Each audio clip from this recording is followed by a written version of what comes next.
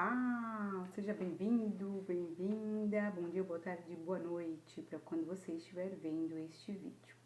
Vou continuar aqui no livro do Franz Hupper, novamente levantando o livro e trazendo para você simbiose e a autonomia nos relacionamentos, o trauma da dependência e a busca pela integração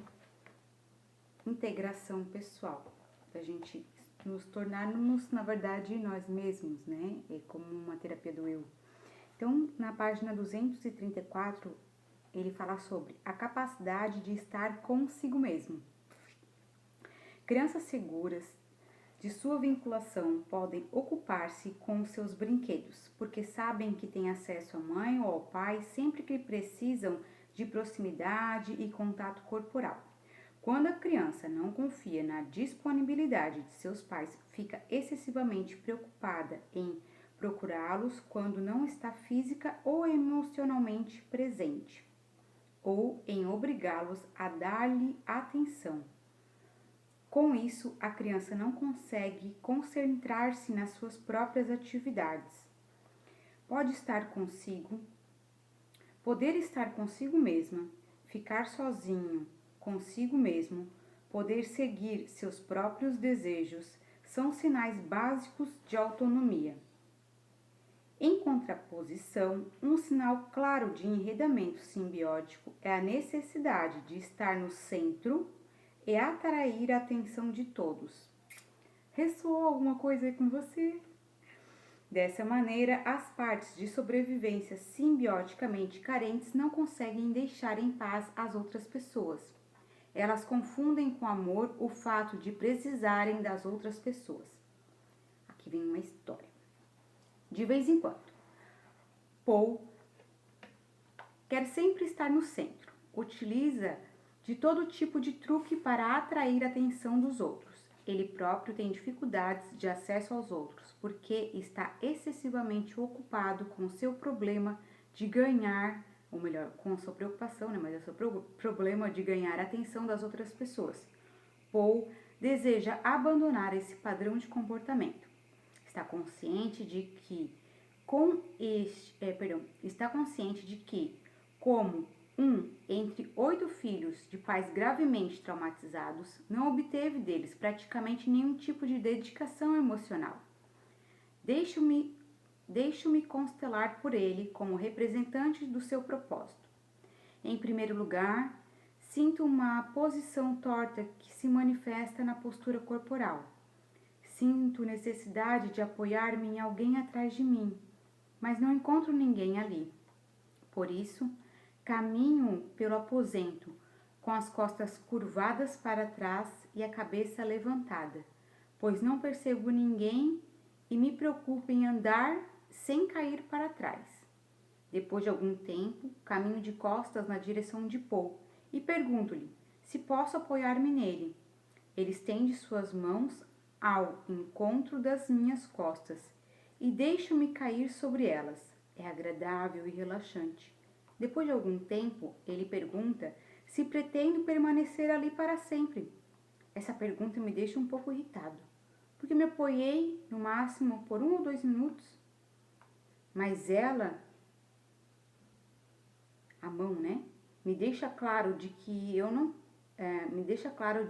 não quero de maneira nenhuma ficar para sempre nesse apoio. Basta-me algum tempo, depois quero me soltar de novo e ir embora. Apenas é importante para mim que, de vez em quando eu tiver a necessidade desse apoio e contato corporal, eu possa chegar de novo, relaxar só um pouquinho, um certo tempo e depois ir embora de novo. Paul não se sente à vontade com o meu ir e vir. Ele acha que realmente precisa estar junto para sempre. Não sinto que isso seja bom para nós. Faço-lhe, porém, a proposta de nos enlaçarmos nos braços e darmos juntos alguns passos. Nesse modo de caminhar é bem mais difícil do que caminhar, cada um por si. Preciso de algum tempo para explicar para ele, e a partir disso, a parte do meu papel, que não é importante que estejamos sempre juntos, mas é importante saber que de vez em quando tiver necessidade disso, poderemos apoiar-nos mutuamente e depois voltar a seguir nosso próprio caminho. Pessoas simbioticamente enredadas precisam aprender de que ter contato não significa estar sempre junto com o outro. Absorvê-lo ou ser sempre absorvido por ele, elas precisam reconhecer as vantagens de autonomia e experimentar em sua vida como é ser mais independente e poder suportar com a pessoa adulta a emergência dos sentimentos de solidão da infância. Outro item. Nem querer salvar e nem querer ser salvo. As crianças sentem e sofrem com os seus pais. Querem ajudá-los quando eles ficam mal. Chegam a sofrer com seus pais quando eles são desprezados, agredidos, traídos e aterrorizados. Quando presenciam agressões do pai contra a mãe, frequentemente sofrem mais pela violência sofrida pela mãe do que pelos golpes que ela própria recebeu. Por outro lado, também sentem compaixão pelo pai violento. Uma paciente formulou uma frase memorável. A frase: creio que desde o útero materno eu tento salvar a minha mãe. É difícil renunciar a essa atitude infantil de querer ajudar os meus pais. Naturalmente, falta à criança a consciência de que os pais se comportam assim porque são traumatizados. Em vez disso, alguns fazem mais tarde desse desejo urgentemente de ajudar uma profissão, tornando-se psicoterapeutas, enfermeiros, médicos, assistentes sociais e etc.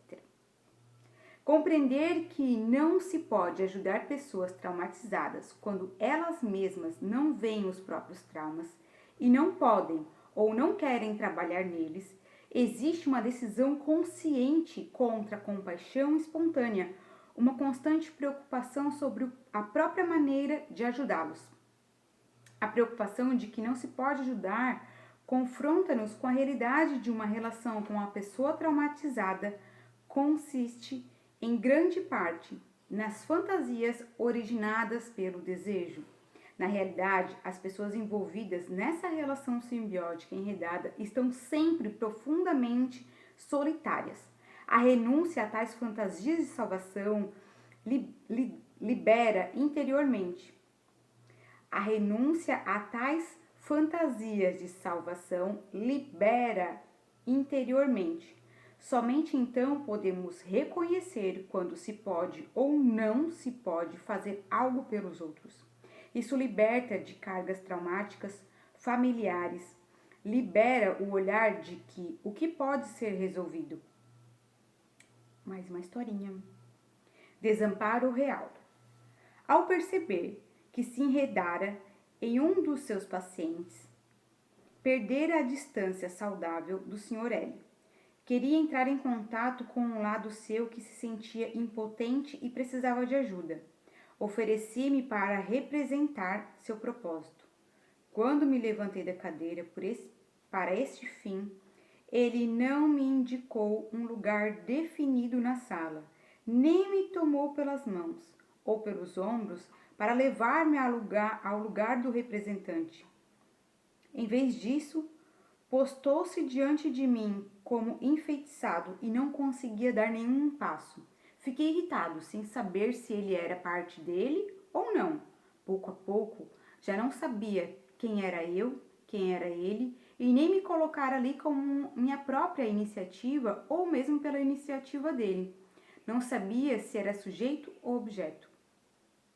Tinha a sensação de ter perdido a minha identidade. Achava bom que houvesse diante de mim alguém que me olhava, mas não podia impedir que ele se afastasse. Aparentemente, perdi também a minha vontade. O Sr. L. continuava fixado em mim. Fez tentativa de distanciar-se, descrevendo como se fosse um passeio ao ar livre numa prisão, e pouco depois retornava para mim. Pouco a pouco ficou claro para mim que não representava um desamparo personificado anônimo do seu sistema familiar. Parecia-me, pelo que vivenciei, que eu estava perdido. Ninguém podia ajudar-me. porque para isso eu precisava saber quem era eu, quem eu era, quem eu precisava ser, um sujeito com identidade. Quando tentei explicar-lhe que ele não podia ajudar-me, ele não o entendeu. Continuava achando que precisava ficar comigo e tentar entender quem eu era. Senti então que iria emergir uma grande dor quando eu reconhecesse que não poderia receber ajuda. Veio à mente a lembrança de Jesus no Horto das Oliveiras, da profunda solidão que sentiu ao reconhecer que os seus discípulos o abandonariam. Percebi dentro do meu papel que não conseguia virar-me e chorar. A decisão do Sr. L foi afastar-se de mim e correr o risco de que surgissem sentimentos incontroláveis. Eu disse isso a ele e terminamos a constelação. Em todo aquele que quer salvar as outras pessoas, oculta-se uma parte interior que quer ser salva. Isso corresponde à situação da criança pequena que quer ajudar os seus pais, para que ela própria possa gozar do apoio e da proteção deles. Por isso também é importante superar essa atitude de que um deve salvar o outro. Esses desejos de ser salvo, esses desejos de ser salvo por alguém são direcionados geralmente a um parceiro. Ele precisará dar a alguém o que os pais não puderam dar-lhe. Mais uma história. A necessidade encontra a miséria. Sebastian estava novamente estressado porque tinha se sobrecarregado de novo. Por ocasião de uma festa, queria simultaneamente satisfazer a todos: sua parceira, seus filhos, sua esposa. Na véspera da festa, não conseguiu pegar no sono e teve um ataque cardíaco. Tentou acalmar-se com remédios sem sucesso, pelo que solicitou o serviço de emergência médica. Ele não conseguiu detectar nele nada de orgânico e propôs levá-lo a um hospital para acompanhá-lo. Sebastian não aceitou, caso contrário, a festa no dia seguinte não se realizaria. Tranquilizou-se e tomou no dia seguinte para cumprir e equilibrar de melhor maneira possível todas as exigências contraditórias que os outros lhe faziam. Em sua sessão de terapia, podemos trabalhar o fato de que as suas partes existiam nele desde a infância. Uma parte infantil que tentava interpor-se à mãe, que ele percebia como desamparada, e o pai violento e alcoólico, para impedir o pior. A outra parte infantil tinha muito medo e ansiava por apoio e segurança. Sua necessidade de querer ser salvo, ele havia transferido para sua companheira, que via nele o Salvador que a livraria da sua infelicidade infantil. Encerrando aqui, a novidade. O passo adiante para desenvolvimento psíquico consiste em tais casos que superar uma atitude de que preciso salvar outras pessoas ou de que alguém precisa me salvar. Não se trata de uma coisa nem de outra. O importante aqui e agora, na medida do possível, é cuidar de si mesmo, é assumir a sua própria responsabilidade, a responsabilidade da sua própria vida e deixar as outras pessoas com a responsabilidade delas mesmas pelas suas próprias vidas. Mais uma historinha. Acordar das ilusões. Um paciente estava muito envolvido simbioticamente com seus pais já falecidos. Apesar de todo o mal que lhe havia acontecido, ainda queria salvar o bom nome da sua família. Depois de uma constelação em que reconheceu a verdade de que lhe acontecera na infância, ele me escreveu o seguinte, abre aspas, gostaria de dar-lhe um breve retorno sobre os efeitos da minha constelação. Sinto meu centro, minha confiança em mim. Estou me soltando e tenho alegria em separar-me das coisas no meu dia a dia. Por muito tempo conservei em minha garagem objetos dos meus pais, trazidos da casa deles. E não queriam separar-me deles. Ele não podia, e ele nem queria se separar dos pais.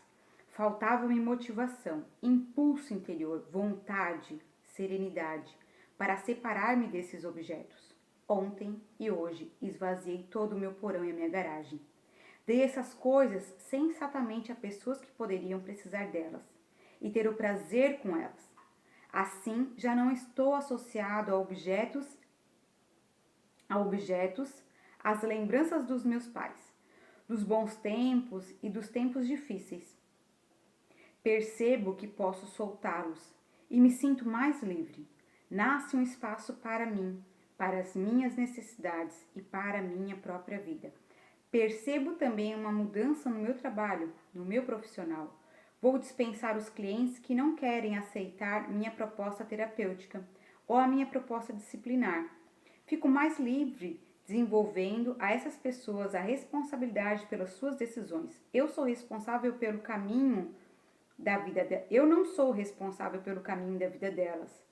Eu não vou e não posso salvá-las. Meu acompanhamento profissional pode ter um oferecimento útil. Isso ficou claro para mim. Encerrando a história, né? Para muitas pessoas que já fizeram algumas terapias ou trabalham algo do seu passado, resta uma pergunta decisiva: de que lado elas estão? Ou melhor, para onde elas olham, né? Estão comprometidas consigo mesmas ou com outras pessoas que são mais importantes para ela do que ela mesma? A importância dessa pergunta fica clara para mim no trabalho de um paciente que é um experiente terapeuta, profundo em suas reflexões e excelente terapeuta. Olha a história. De que lado você está? Quando menciono o terapeuta, me coloco em cena para representar o seu propósito de saber por que razão se sentia impelido contra a sua vontade a ajudar alguns pacientes, mais do que eles próprios estavam dispostos a ajudar a si mesmo. Ocorreu-me de repente a frase: de que lado você está? As outras pessoas são mais importantes do que eu? Essa frase me deixou muito pensativo e ele reconheceu que havia uma divisão nele. Então, encerro aqui essa parte muito interessante. Até o próximo vídeo.